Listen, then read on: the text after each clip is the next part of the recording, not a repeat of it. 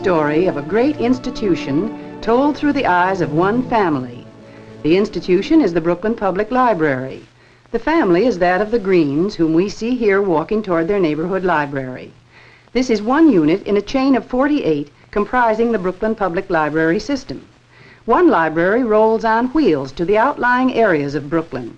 Here it's being greeted in one of the giant housing projects. Mothers and children clamor to get books they've been deprived of.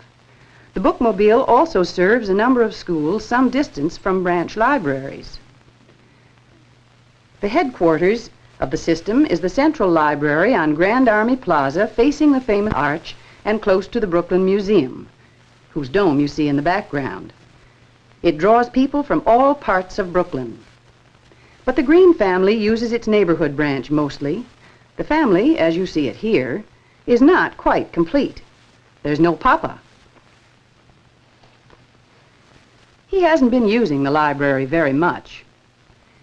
He really doesn't know all the help a public library can give, even to a busy businessman.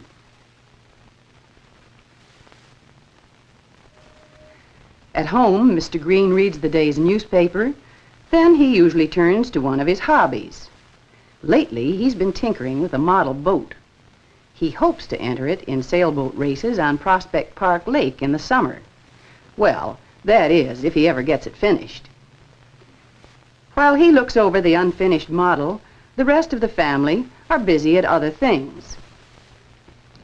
Mrs. Green is studying some library loan fashion designs, figuring on a dress for her eldest child. The eldest is Mary, in the 3rd year of high school. Just now interested in trying out some records, she can't pay much attention to her mother. She borrowed these records from the library for a small group dance tomorrow evening. She's imagining she's in the arms of a handsome stranger. On the living room floor, Joe, at the left, is showing Davy a bit of magic learned from a library book. You see, you put a handkerchief over a plate. Abracadabra, abracadabra. It's gone. There's still another member of the family, 3-year-old Susie, fast asleep, tired out from playing games at the library. Toddlers in the library? Absolutely. As part of a combined program for mothers and preschool children. See them for yourself. Apparently, they're playing Farmer in the Dell. Here they are, drawing pictures, stringing beads, and making clay figures. Susie seems a little disgusted with the idle hands of her neighbor here. While the children are playing, the mothers are enjoying their part of the program. They discuss cooking, the theater, child problems, and books of all kinds. Mrs. Green speaks enthusiastically of these mother preschool get-togethers. It's such a wonderful way to introduce children to books at an early age. I wish my boys had had programs like this. Davy didn't start going to the library until he was in school. He was so delighted with it that he rushed his pal, Tommy Ryan, down to the library to register. I overheard Davy telling Tommy that now he could get books from libraries all over the place. What he meant, of course, was that all the books in the Brooklyn Library system are available to every card holder.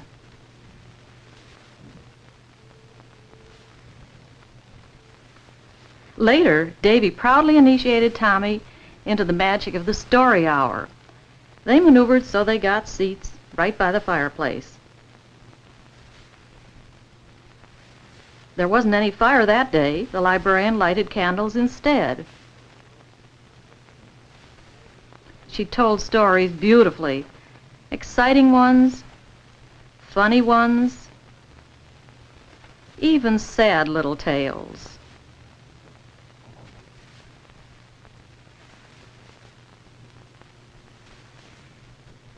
You could see by the children's faces, everything else in the world was forgotten while they listened.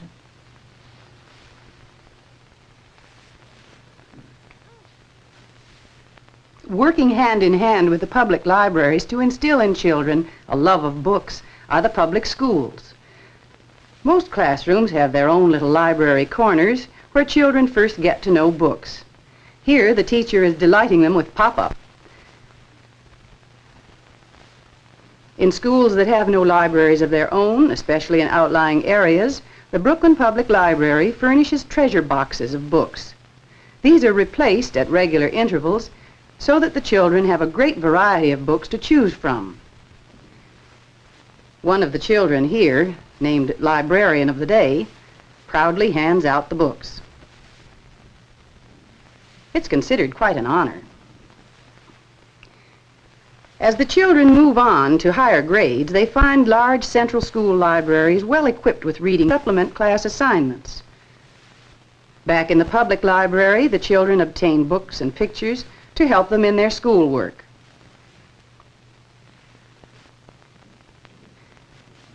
Often the librarian sets up the material ahead of time.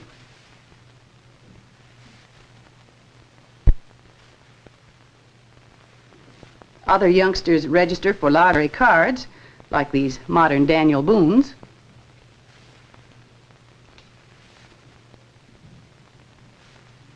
Still others are learning how to use the catalog.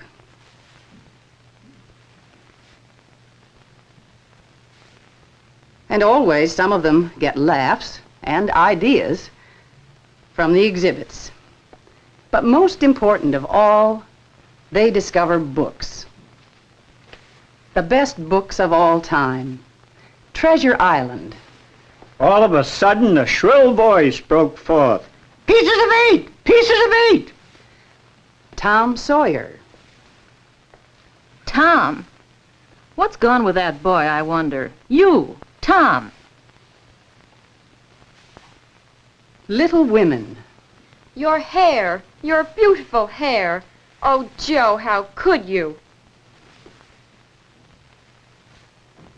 Robinson Crusoe. One day, I was surprised with the print of a man's naked foot in the sand.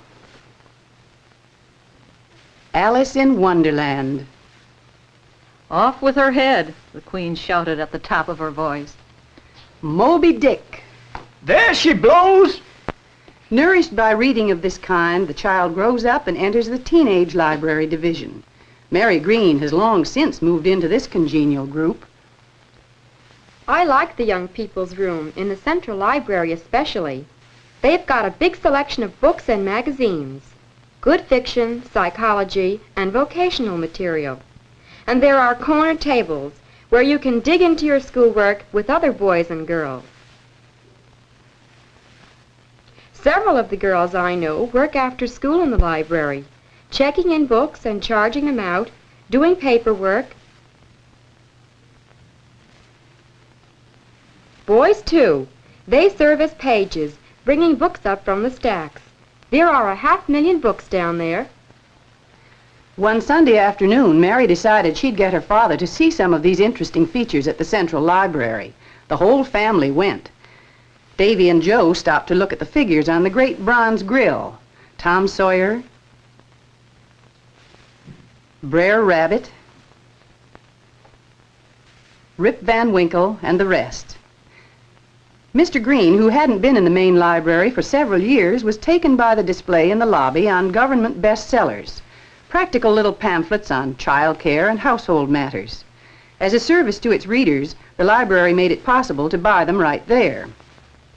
Inside the great circulation hall with its rows of catalog cases, Mr. Green was astonished at the crowds of library users. It was almost like Grand Central at rush hour.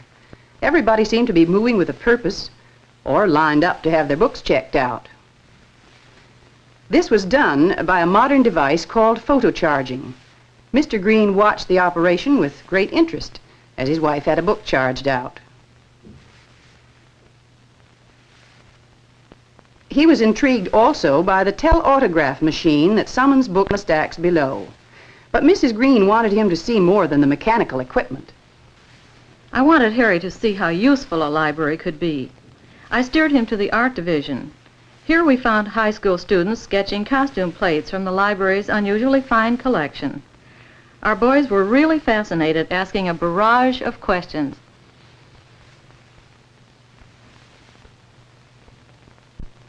In another section, an author was working at a table piled high with books. He was using the library's microfilm reader to check newspaper items. Harry took in all these marvels, but didn't say anything.